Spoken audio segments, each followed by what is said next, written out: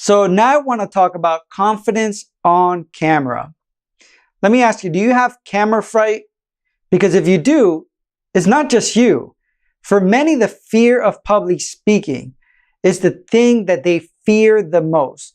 It actually ranks higher than death, which is kind of weird, but obviously getting in front of people, it could be, for most, a little traumatizing because they think that they're being judged. It's just human quality that we have, that others are going to look at us, others are going to assume things, judge us, or we're going to mess up or whatever it is. But this fear that we have of public speaking also applies to being on camera. So this happens to those people that are even public speakers. In fact, even people like Elvis Presley had extreme anxiety of being on stage. And I'm pretty sure you might not have known that. However, he conquered his own fear. He would go out there and said that he would have to go and face his fears every time he had to do it.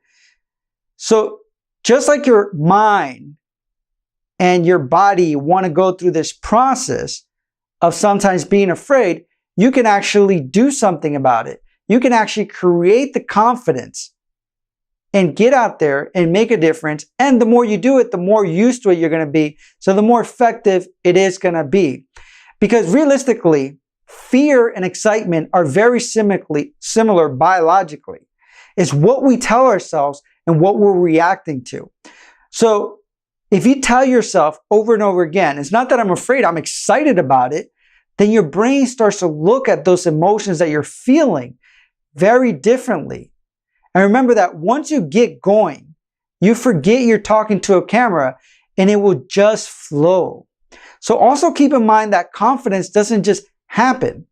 It is a result of being prepared. So how do you even get prepared? Well, I have a few pointers for you. But before we do that, I want to point out that as a content producer, you must watch each other. Watch other people in their videos. See what they're doing.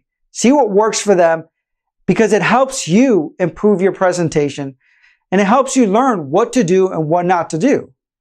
Exposure to different styles is a great way to help you define and develop what will work for you and what won't. You see, we're social creatures and we learn from watching others.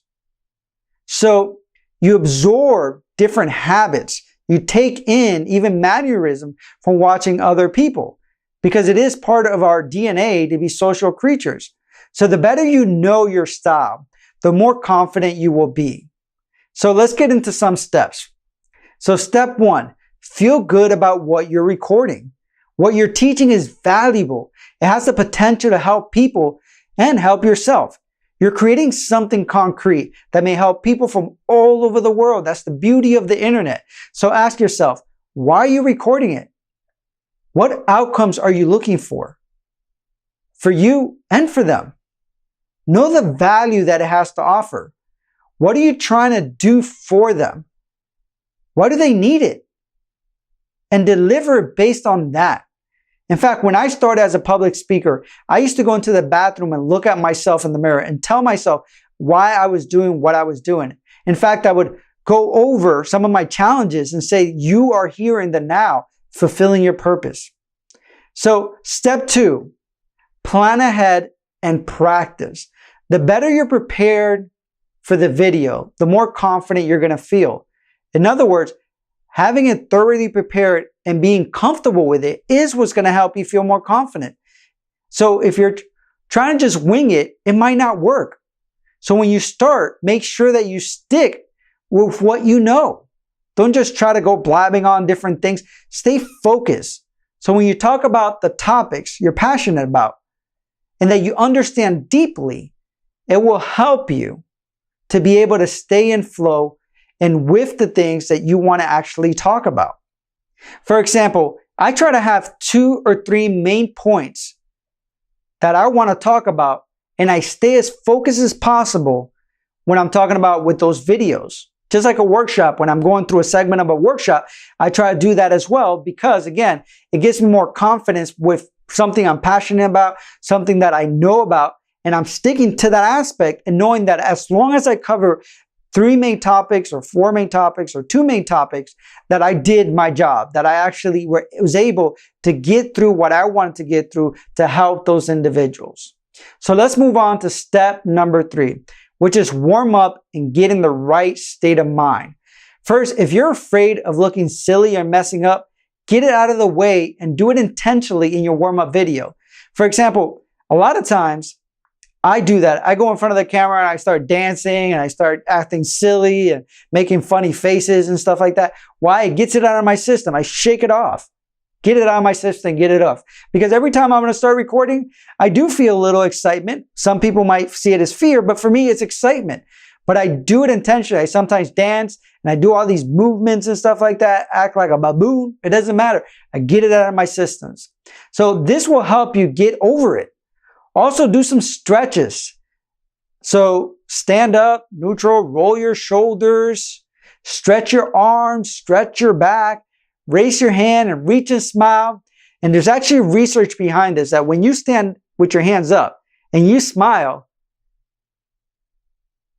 first of all, it looks a little weird, of course. So you don't want to be doing this in public. So if you're doing a presentation live, you don't want to be standing like this in front of an audience before you do it. But actually, if you go to the bathroom and do it, and if you're recording when you do it, it actually fools your brain. It's called facial feedback. It thinks you're happy, so it produces those chemicals, which actually helps you be more confident, more creative, helps you critically think more. So even that posture of putting your hands all the way up, and I won't put it because I'll have to end up cutting out my hands when I edit the video, but you know what I mean. So you put them all the way up, and even research with people getting jobs, when they did this with people with similar resumes, they would have them do this and then go for the interview. They found that consistently, people who did that actually got the interview more. Got the job more because they did this. Why? Because it changes your confidence in just a simple thing that you're doing and the way that you're standing. You can also do like yawns because it helps stretch your face muscles. Again, you can smile in front of the mirror. Like I said before, it's called facial feedback. Also, you could take deep breaths where you inhale 4 and you hold it for 7 seconds. You exhale for 8. Again, you would inhale for 4 seconds and then hold it for 7. And then you would exhale for 8. And the reason that you do this deep breathing is because it gets you centered. Breathing gets your body oxygenated. It gets you centered. So, and it stops because sometimes when we're feeling a little anxious or when we're feeling scared, our breathing just kind of starts going really fast. And even if we're doing it unconsciously, it might not be fast where you're having like, but it might be fast enough where it's kind of throwing off your brain again and your body and not letting it just be centered. Sometimes I know people that we work with that moment of silence right before they start a video where they'll just close their eyes. And again, they'll take a deep breath and inhale for 4 seconds, hold it for 7 and exhale for 8. And that'll get them centered and ready to start recording. So you can also, another thing is that you can also just stand up. And the main problem with sitting is that your posture becomes constricted and submissive. Your breathing isn't as deep as it could possibly be because you're sitting.